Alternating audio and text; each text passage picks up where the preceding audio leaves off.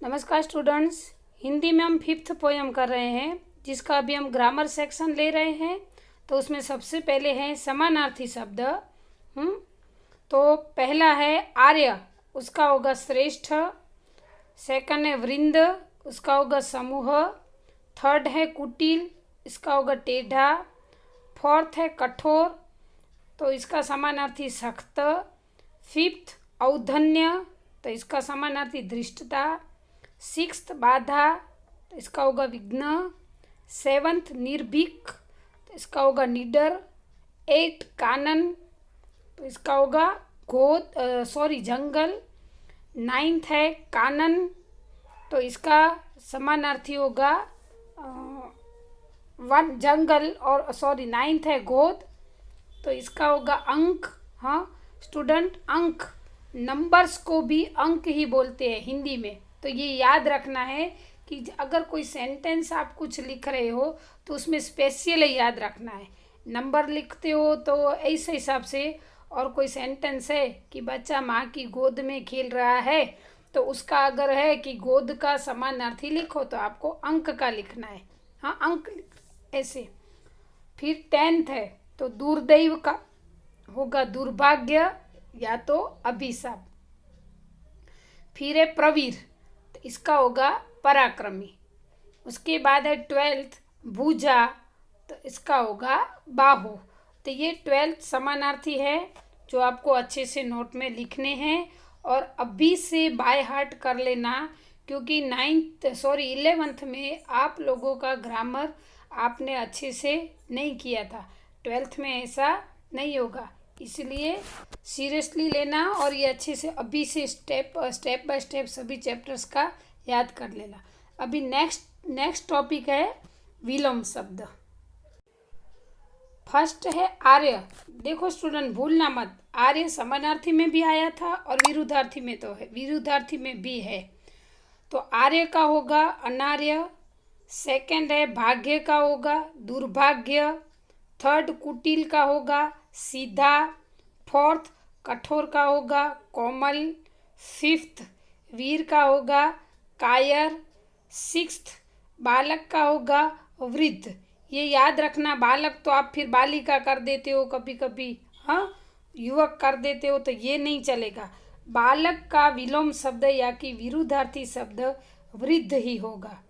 फिर क्रोध, तो इसका विरुद्धार्थी अक्रोध। 8 है निर्भीक, तो भयभीत।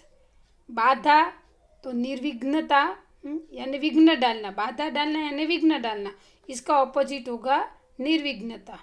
प्रथम तो अंतिम, द्वितीय लिखोगे तो नहीं चलेगा। 11th नंबर है बलशाली, यानी कि ताकतवर, तो इसका ऑपोजिट होगा बलहीन। 12th है स्थापित, तो इसका ऑपोजिट होगा विस्थापित। स्टूडेंट्स अच्छे से याद रखना है आपको, हाँ एकदम, क्योंकि कई वर्ड डबल आते हैं तो फिर आप समानार्थी का विरुद्धार्थी का समानार्थी कर देते हो। तो एकदम अच्छे से पढ़ना और याद रख के पढ़ना कि कौन सा समानार्थी, क्योंकि इसमें देखो कुटिल है, कठोर है, आर्य है, ये जो डबल वर्ड है वो समानार्थी में भी आते हैं और विरुद्धार्थी में भी आते हैं। तो आपको एकदम अच्छे से करना है, याद करके करना है। हाँ अभी नेक्स्ट टॉपिक है शब्द समूह के लिए एक शब्द लिखिए।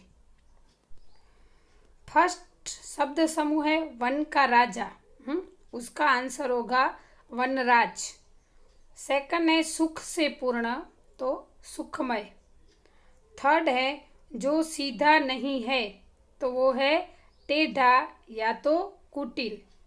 फोर्थ है जिसमें भय नहीं है, तो इसका आंसर होगा निर्भीक या तो निर्भय। फिफ्थ है भारत में रहने वाला, तो भारतवासी, इसका आंसर होगा। 6th नंबर का है प्राचीन पद्धति पर स्थापित विद्यापीठ, तो इसका आंसर होगा गुरुकुल। 7th है बुरा भाग्य, तो दुर्भाग्य या तो दुर्दैव। 8 है साथ में रहने वाला, तो इसका है सहचर। इसका आंसर सहचर होगा, मतलब साथ में रहने वाला। तो यहाँ पर ये शब्द समूह के शब्द समूह के लिए एक शब्द पूर्ण होते हैं। अभी नेक्स्ट टॉपिक हमारा आएगा अशुद्ध वाक्यों को शुद्ध कीजिए। इसको आप एकदम इजी मानते हो, बट छोटी छोटी बातें में आपको ध्यान रखना है जो आप मिस्टेक कर। यहाँ पर मैं जो आपको समझाती हूँ अच्छे से ध्यान रखना। फर्स्ट है, भरत अत्यंत निर्भय बालक था। सुनना क्या लिखा है और आंसर में क्या लिखा है, तो भरत अत्यंत निर्भय बालक था। यहाँ पर मिस्टेक कहाँ है, सिर्फ एक वर्ड में है, निर्भय में, क्योंकि ऊपर के जो सेंटेंस है, ऊपर का सेंटेंस, उसमें निर्भय ऐसा लिखा है, र लिखा है, बट जो सही आंसर है उसमें भ के ऊपर रेफ लगाया है। बस इतनी ही मिस्टेक है, तो आपको ये भी याद रखना है। सेकंड है, भरत को सिंह शिशु का दांत गिनना था। तो सही आंसर होगा भरत को सिंह शिशु के। देखो, को के और का में ही है, और गिनना और गिनने दो ही वर्ड है, जो एकदम हमें नॉर्मल लगता है जब हम बोलते हैं, लेकिन वो मिस्टेक हो जाती है। तो उसका सही सेंटेंस होगा भरत को सिंह शिशु के दांत गिनने थे। थर्ड है, सिंहनी क्रोध से गरजने लगा। तो इसका सही आंसर होगा सिंहनी क्रोध से गरजने लगी। लगा है उसकी जगह पे लगी आएगा। अभी फोर्थ है, पहले गुरुकुल में शिक्षा दी जाती थी।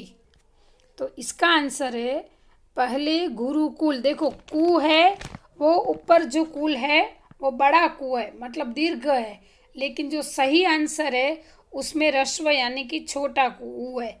आया समझ में।